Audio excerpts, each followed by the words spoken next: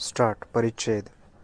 दावा मिळकत ही प्रतिवादीचे वडील श्रीराम देशमुख यांनी इनाम वर्ग 5 चे इनाम नष्ट कायदा 1951 साली झाल्याने धाऱ्याचे 26 पट रक्कम भरून हक्काच्या अभिलेखात नाव नोंद झाली. याबाबत उभयतांमध्ये कोणताही वाद नाही. तसेच वादीची आई सुनंदा देशमुख यांनी वर्दी अर्ज देऊन वाटपाने सन 1993 मध्ये फेरफार क्रमांक 1950 अन्वये दावा मिळकत वादीच्या नावे झाली. याबाबतही उभयतांमध्ये कोणताही वाद नाही. तसेच प्रतिवादी यांनी सदर फेरफार क्रमांक 1950 खोटा व बेकायदेशीर आहे व तो रद्द करण्यासाठी उपविभागीय अधिकारी कल्याण यांच्याकडे RTS अपील क्रमांक 33/13 अपील दाखल केले.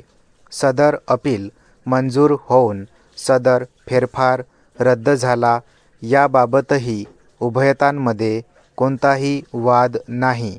तसेच प्रतिवादींच्या नावे फेरफार क्रमांक 510 मंजूर होऊन 7/12 उतार्यावर त्यांची नावे भोगवटादार, सदरी मालक व कब्जेदार म्हणून लागली.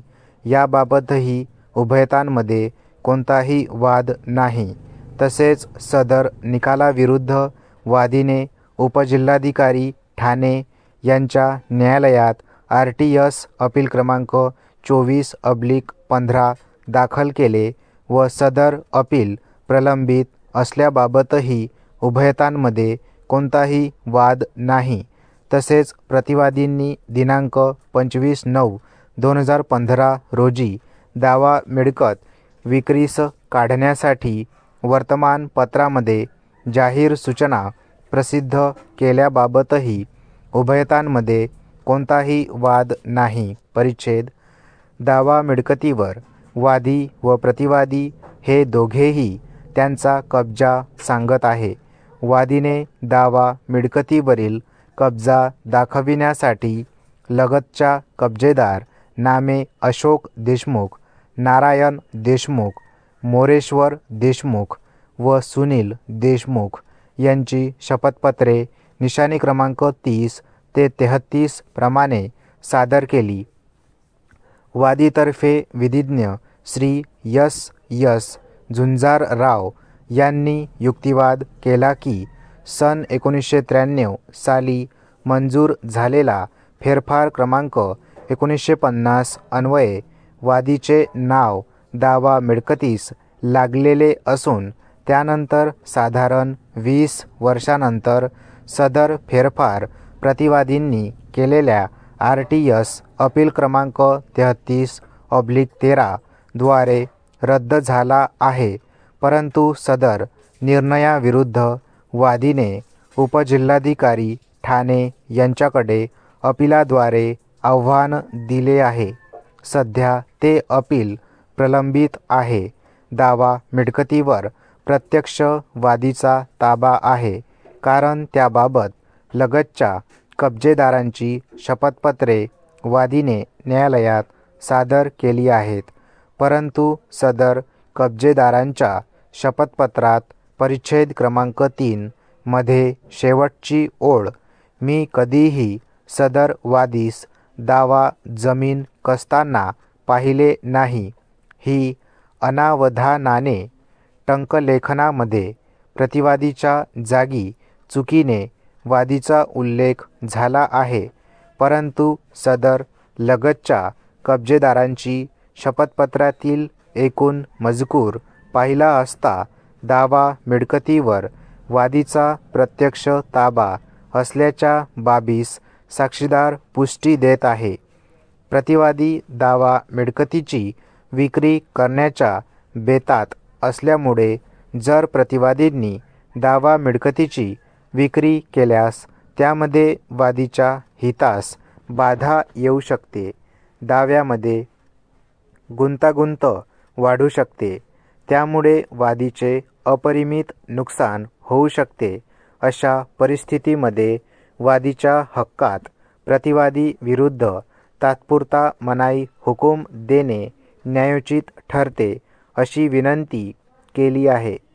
परिच्छेद प्रतिवादीतर्फे विधिज्ञ श्री के.सी. शहा यांनी युक्तिवाद केला की दावा मिळकत ही प्रतिवादीची वडिलोपार्जित मिळकत आहे. त्याचा वादीचा काही एक संबंध नाही, परंतु प्रतिवादीच्या वडिलोपार्जित मिळकतीमध्ये त्यांच्या मयत आई व इतर कोणताही हक्क नसताना फेरफार बेकायदेशीरपणे प्रतिवादींनी फेरफार 1950 सन 1993 साली स्वतःच्या हक्कात करून घेतला. वादी हा कोणत्याही अर्थाने प्रतिवादीच्या आईचा दीर आहे हे सिद्ध होत नाही.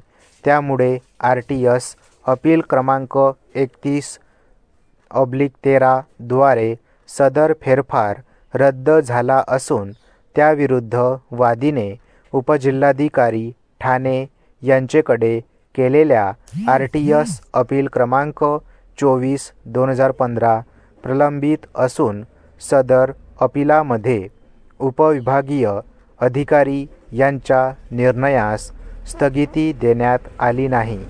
त्यामुळे प्रतिवादींच्या नावे फेरफार क्रमांक 510 मंजूर होऊन महसूल दप्तरी भोगवटादार, सदरी मालक व कब्जेदार म्हणून प्रतिवादींच्या नावाची नोंद झाली आहे.